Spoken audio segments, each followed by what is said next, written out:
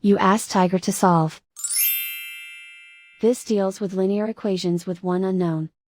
The final result is w equals 6. Let's solve it step by step. Simplify the expression. Expand the parentheses. Simplify the arithmetic. Group all w terms on the left side of the equation. Subtract 2w from both sides. Group like terms. Group the coefficients. Convert the integer into a fraction. Combine the fractions.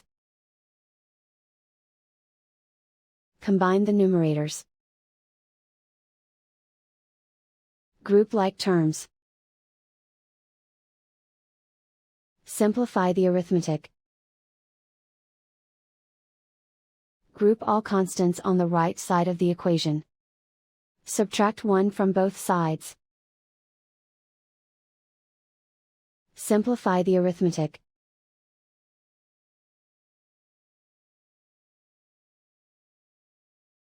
Isolate the w.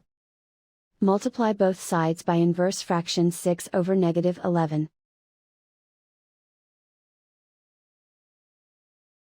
Move the negative sign from the denominator to the numerator. Group like terms. Multiply the coefficients. Simplify the arithmetic.